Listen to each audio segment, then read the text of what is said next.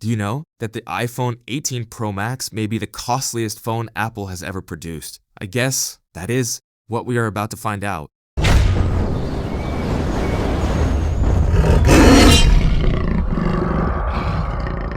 The question about the iPhone 18 lineup isn't whether prices will rise.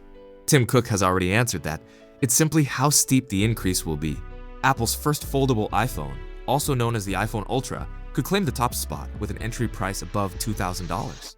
But setting foldables aside, the upcoming Pro Max model may still break another record. One leaker claims it could surpass $1,600. A prominent Weibo tipster, known by the nickname Smart Pikachu, says the iPhone 18 Pro Max could begin at 11,000 yuan in China. At a direct conversion, that comes to approximately $1,625, a price Chinese consumers are accustomed to seeing on foldable phones, not on a conventional candy bar handset such as the iPhone 18 Pro Max. If this leak proves accurate, it could easily become the most expensive non-folding iPhone ever released. For comparison, the iPhone 17 Pro Max started at $1,199 in the US, meaning the potential increase would be around $400. With Apple's September 2026 launch event approaching, leaks about the iPhone 18 Pro Max are becoming more substantial. This time, the focus is on two major areas expected to define the premium device: a significant camera upgrade and performance enhanced by artificial intelligence. Several reports from Apple's supply chain indicate that the iPhone 18 Pro Max will be more than a routine generational refresh. Apple is reportedly preparing substantial changes that could raise the bar for premium smartphones, covering everything from the camera system and processor to battery capacity. One of the most notable rumored upgrades concerns the primary camera. Apple is said to be adding mechanical variable aperture technology to the 48-megapixel main sensor. Unlike the software-based digital systems used until now, this mechanism would physically adjust the lens opening based on the lighting conditions. This technology would let the camera control the amount of light reaching the sensor with greater precision, whether taking photos in dim environments or under intense sunlight. Users should also gain improved control over bokeh and depth of field, bringing the experience closer to what professional cameras can offer. Apple is also rumored to retain a triple-camera rear setup, with all three cameras featuring 48-megapixel resolution. The system would include a main camera, an ultra-wide camera with a 120-degree field of view, and a periscope telephoto camera, capable of providing greater optical zoom. All three are expected to work with third-generation sensor shift image stabilization to deliver steadier photos and video. The front-facing camera is reportedly receiving upgrades as well. The biometric and depth sensors may be updated to support the on-device Apple Intelligence feature. The selfie camera is also expected to record 4K spatial video with improved quality. Powering the device is said to be Apple's A20 Pro chip, manufactured using TSMC's 2nm process. If accurate, the A20 Pro would become the first smartphone processor in the industry built with this manufacturing technology. The reduced process size should deliver better performance and improved power efficiency. Apple is also rumored to raise memory capacity to 16 gigs of RAM within the system-on-a-chip platform. This increase is believed to provide the foundation for Apple Intelligence features that depend more heavily on processing AI directly on the device, rather than relying on cloud services. Alongside the new processor, battery endurance is also expected to improve. Several circulating regulatory documents suggest that the iPhone 18 Pro Max will feature a battery nearly 10% larger than that of its predecessor. To make room for the larger battery and enhance heat dissipation, Apple is reportedly making the phone slightly thicker at approximately 8.8mm. Why so expensive? Apple's anticipated price increase appears to stem from two primary factors. The first is the expense of its next-generation A20 Pro chip, which is expected to use TSMC's 2nm process.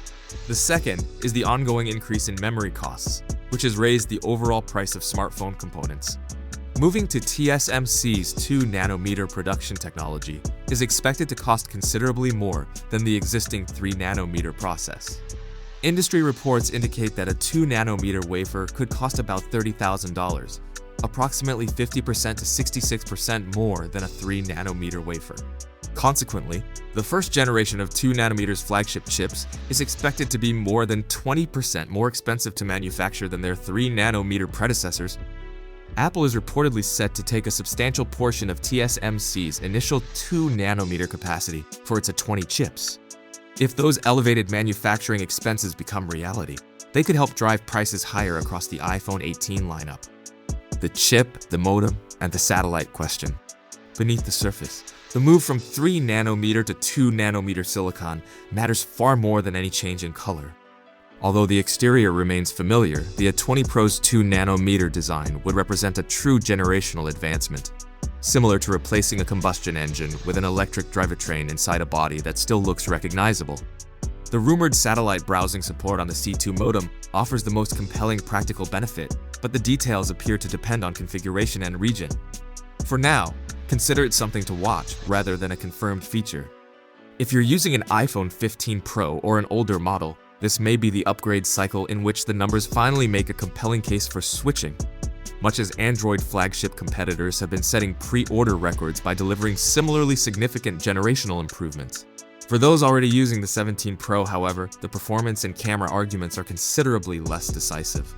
The iPhone 18 Pro is not designed to shock you. It is designed to be unquestionably better. Memory prices have also surged this year. According to some figures, DRAM contract prices rose by 90% to 95% during the first quarter, followed by an additional 58% to 63% increase in the second quarter. Meanwhile, DRAM and NAND spot prices have risen by more than 300% overall. As memory costs continue climbing, they now represent over 20% of a smartphone's bill of materials, compared with roughly 10% to 15% in the past. Apple's current flagship, the iPhone 17 Pro, launched in September 2025 and immediately came across as a genuine step forward rather than another minor upgrade. It replaced titanium with a heat-forged, aerospace-grade 7000 series aluminum unibody, introduced Apple's first vapor chamber cooling system, and adopted a triple 48 megapixels camera setup. These updates addressed practical frustrations. Sustained performance during gaming and video editing improved dramatically, by as much as 40% in demanding workloads. The phone operated at lower temperatures, and every rear camera could capture high-resolution images for improved cropping and greater low-light flexibility. But here's the provocative truth.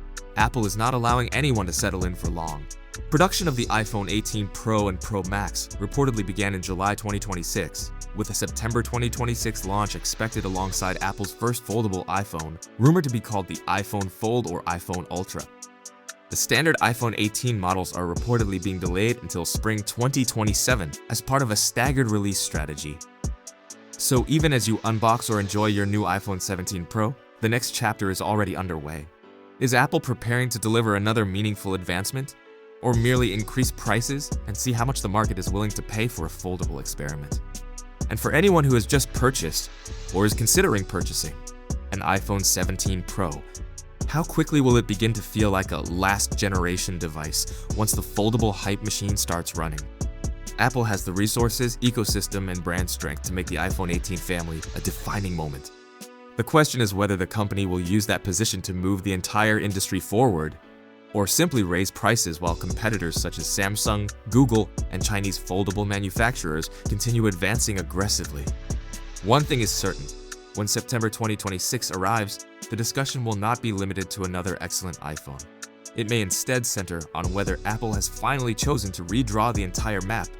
Stay tuned. The next chapter is already taking shape, and it looks far more intriguing and expensive than a straightforward refresh.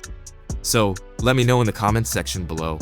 Thank you for watching. I look forward to seeing you in the upcoming video. Goodbye.